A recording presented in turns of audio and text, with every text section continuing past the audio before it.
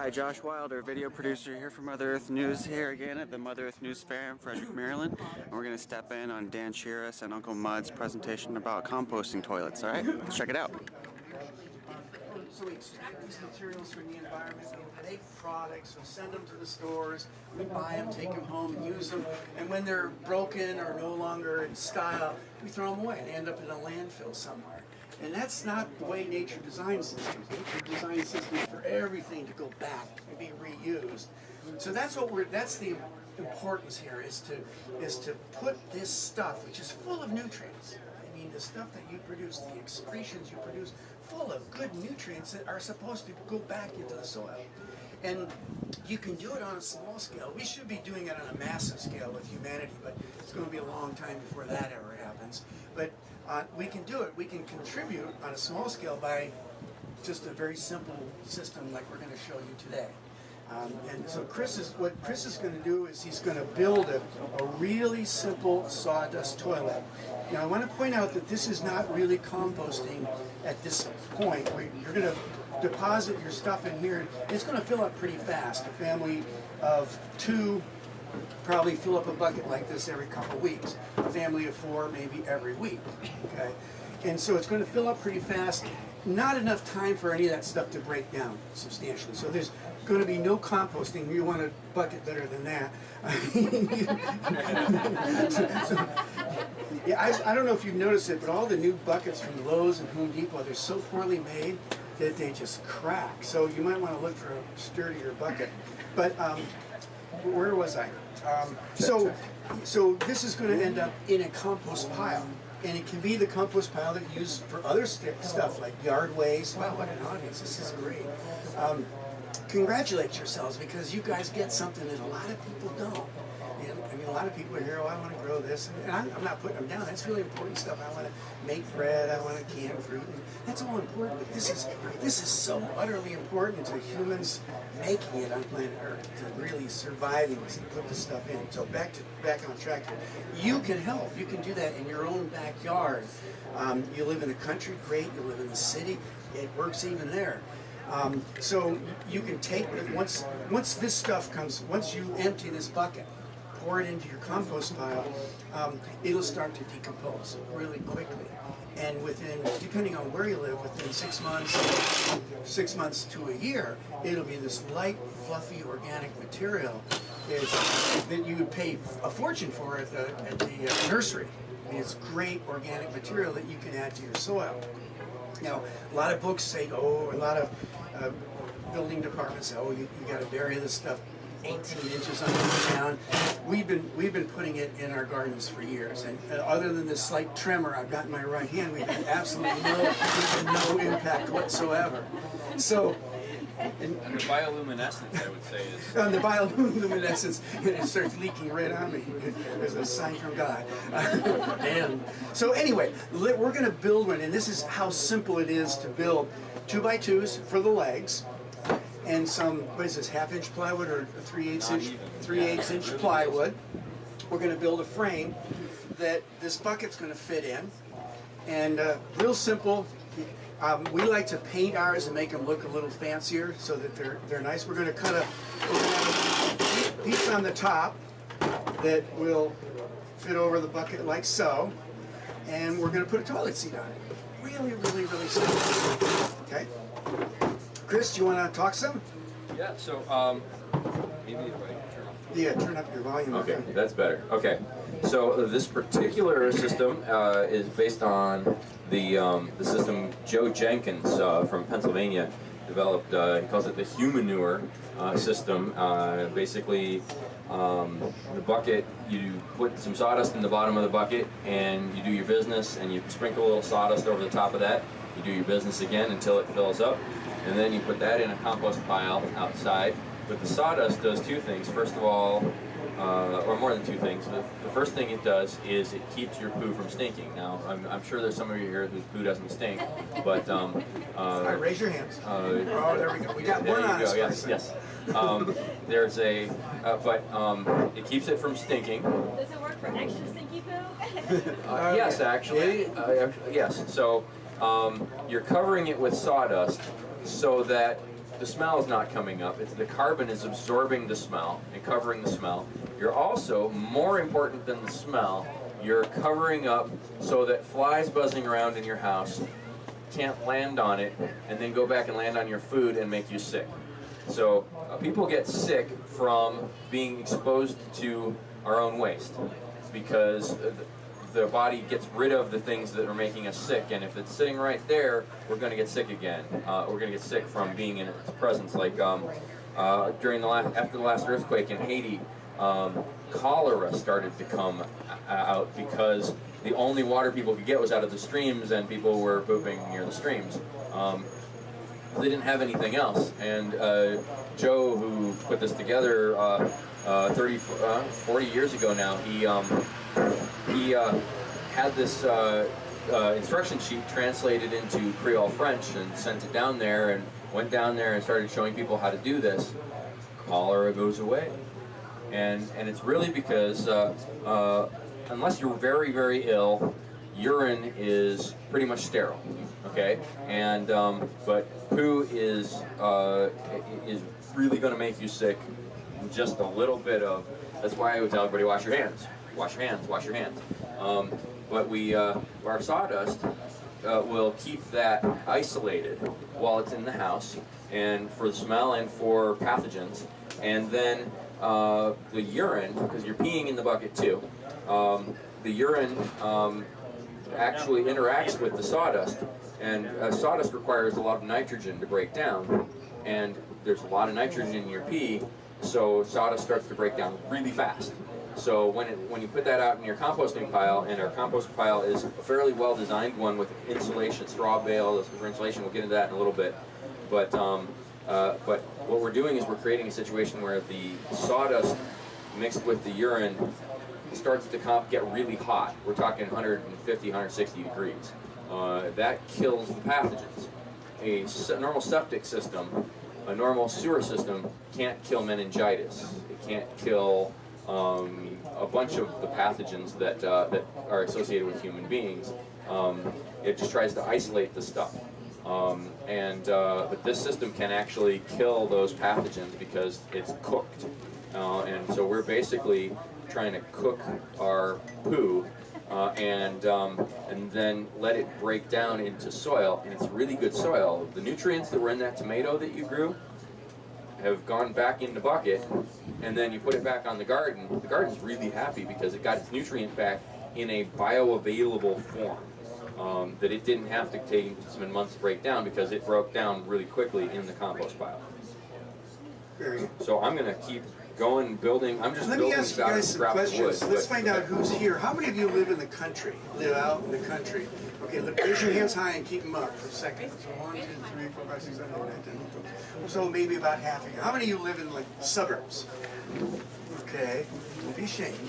How many live in their car? How many are living on the street under that bridge? No, and then so how many of you live in a city? What would be considered a city?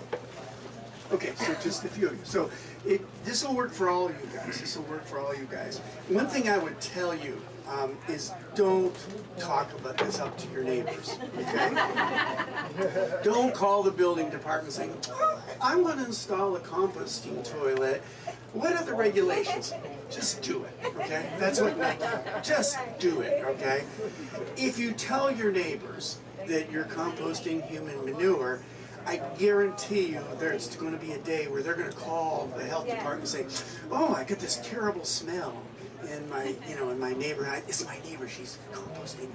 The police are going to come in, you're going to end up in jail 20 years of hard labor for pooping in your bucket. Nah, I'm exaggerating.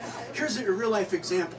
I was a professor at the University of Colorado in Denver for many years, and I lived in an inner suburb, one of the inner ring suburbs, and I just had a normal compost pile, just composting leaves and garden, weeds and leaves and grass clippings and things like that. And one day I was teaching summer school, so I went in the morning, taught my class, and I came home in the afternoon, and there's this guy snooping around my backyard, looking all official and his clipboard and everything. I said, what are you doing? He says, one of your neighbors called and complained about the odor. odor from what? Oh, from your compost pile. He said, really? And I said, how'd I do? He said, you got no problems. There's nothing wrong with this. Was just a normal compost pile. And I said, well, why'd they call? He said, well, there's a sewage treatment plant about, about a mile and a half away, and they probably got a whiff of. And I said, so they called me, and they're smelling the smell. Me and they call the police on me, because I'm got this compost pile. So you give people an excuse, if they think you're doing something weird, and there's a bad odor anywhere, someone has bad gas in their family, and they, oh man, that must be that neighbor's compost pile. So keep it quiet, do it right, because we want to be sure that this is done absolutely correctly.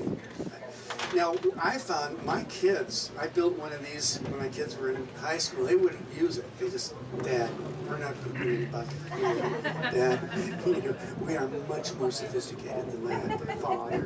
So my kids to this day will not use a compost toilet. But at our new facility, they have no choice. That's all we got. So we've got to use it. Anyway, in-laws may have objections to it. What I would suggest is that you keep your regular toilet. Put this, if you've got a big enough bathroom, put it in there so you can start trying it and playing with it and working with, not playing with it. Hey kids, go play with the compost. Put a sandbox in your bathroom. Yeah. So start working with it and see if you like it. And then if you really do, you can actually unhook your toilet, unhook the water line coming in and pull it up off the seal and put it in your garage and set this in place and start using it. How many of you have like a cottage or a cabin that you visit routinely? Nobody? Okay, so this would be a great, if you're if an off-grid kind of situation where it's out in the boonies or in a lake, remote lake, this is a great thing to when the power install. Goes out. And that's the other thing. I just did a blog, or what do they call it, a podcast last night about preparing for disasters. And one of the things we never think about is, what if the power goes out, or what if the sewage treatment plant is wiped out? And what are we going to do with all this stuff? Just like put it in bags and kind of put it in the backyard, or if you have one of these set up, maybe you don't even need to use it, but keep it in your basement or in a closet somewhere. And if you do have a period where you cannot flush the toilet for 10 days, you've got a great way to treat this material and put it in your compost pile, and you won't be having bucket loads of poo and urine building up in your garage. So it's a really great kind of backup thing. No home should be without it. The power goes out regularly for sometimes, it's sometimes been a week where I live, and my neighbors have a generator. I can tell them in the middle of the night. They run it all the time. But they can't actually keep up with being able to pump the water to flush the toilet. Half of the water almost that your house uses is flushing the toilet. And that's considered actually civilization, but I question that, because water is not replaceable. Fresh water that we can drink is not replaceable, and we waste it. We waste it so much, and it's getting more and more challenging. In Tucson, Arizona, they're pumping water from aquifers that were put there in the Pleistocene era, and they're not putting it back. So it just keeps sucking out more and more. And we think, well, we got plenty of water. Look, it's coming from the sky. But being able to not use the really good stuff just to send an ounce or two of waste away that isn't actually waste. In fact, this system, you pee in it, you poop in it, they mix together, works just fine. There are some people who separate it out, who have a little separator so the urine goes separate for two reasons. First of all, the bucket fills up a lot slower. The little bit of smell you might smell isn't going to be, there isn't going to be any if it's just a little bit of sawdust on dry poo. Urine also is a very good fertilizer, just in and of itself. It's pretty much a perfect fertilizer. If you were to take 1 part urine, 10 parts water, because everybody knows that at the baseball diamond, the pea tree that everybody pees on dies because there's too much.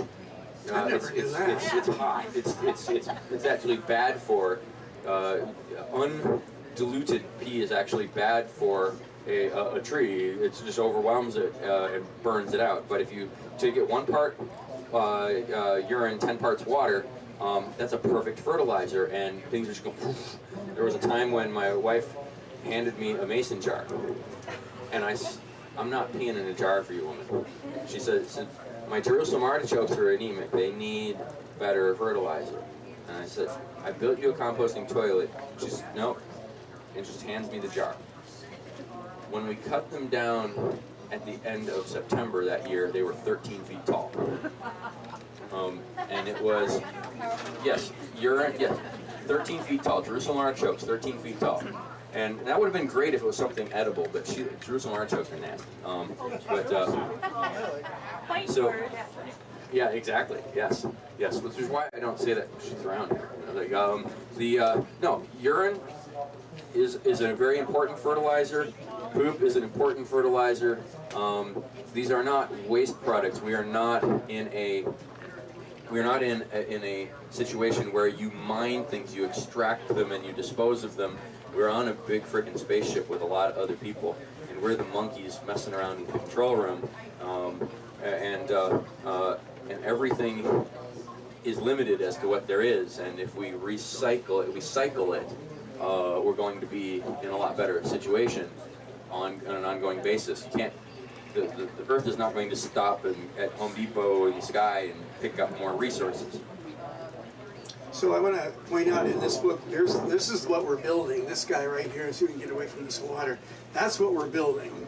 Real simple compost toilet. Really, really simple. If you go online, there's actually all kinds of cool pictures of people getting creative with these.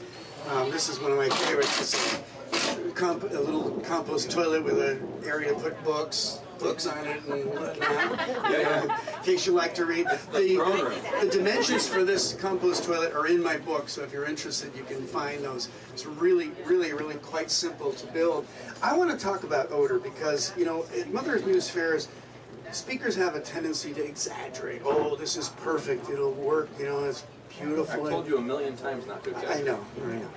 Or Paul McCartney always told me not to drop names too. So, yeah.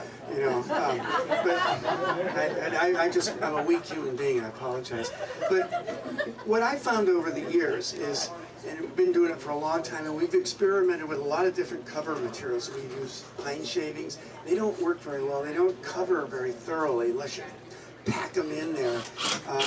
And I'm going to talk about, in my talk about other options, I've got a slide that shows you the different kinds of things you can use. Sawdust is the best. It does the best at covering up the material and keeping the flies out. There will be times when it smells. Nobody in this movement will tell you that, but if you have a small bathroom and you keep the door closed, it will smell. But if you keep the door open, it doesn't. If it does smell, get rid of it. Just empty it. There may be times where you get flies in here, and there's a couple things you can do. We have a farm. We raise cattle, so we've got 68. Well, we had until recently. We just sold off, but we got a lot of flies around us, and we have one of these out in the classroom building. And flies will get in, lay their eggs in there, and then you got a mess. There's two things you can do. Sprinkle a little diatomaceous earth. You guys know what that is? It's just a white powder. It'll kill them right away. Or just empty it, start over again. It's that simple. So I'm not gonna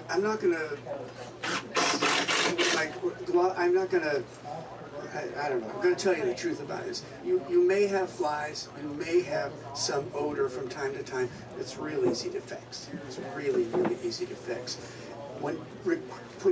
Never throw fruit skins or rinds in there like lemon or orange. You can throw kitchen waste in here. You can compost cat waste in here. We throw it right in our compost system. You can do all that. But don't throw those in because they always have fruit fly eggs in the skin, and all of a sudden you'll have these little tiny fruit flies coming up and tickling your butt as you're trying to do your business. It's a spa treatment. Okay, so keep that in mind. Is if you cover it well, you shouldn't have much odor. If it's a really tiny bathroom, the door's closed, you might smell some stuff. I'm just not gonna tell you a lie. We like to say these are odorless. I've been doing it for 20 years, and that's not true. It's just not true. You had a question first, and I'll get yours. Yeah. Could you just mix a little diatomaceous earth in your sawdust for like preventative measures? You could. You like, could. It works most effectively, I think, when you spread it over there because it supposedly dries them out and desiccates them. So that way, you're actually treating them directly. Question. Where do you get sawdust? Is that the question? Yeah, and then like follow-up to that. What about using like non-fine pellets? I use Okay, that that's as a where. heat emitter. Yeah, where do you get sawdust? And we live in an area. We have some lumber mills in our area. You can, if you live in an area where you've got a lumber mill, they're happy to give it to you. If you don't, what we do is we buy these pellets. Tractor Supply or from our local farm supply. They're pellets used for bedding for horses, equine pellets, and it is basically pelletized sawdust made out of waste pine from and what you do is you take that and you take those pellets, and you can also use the same pellets they use in pellet stoves. Same stuff. You put about a third of get an extra bucket, get another bucket, one without a hole in the bottom, that, and fill it about a third, pour some water in, and those guys will hydrate. They'll just whoosh, swell up. Don't fill it all the way full and put water in because it'll be flowing over because it expands considerably. It'll expand at least double or triple its size. And now you've got sawdust. Now you've got ready-made sawdust. It is $5.50 a bag for that stuff, and it lasts forever. Okay. Pine. Yeah, the equine. There is a hardwood part. Thanks for joining us, and I'll check back later with you guys at the Mother Earth News Fair, and thanks for joining us. See you later.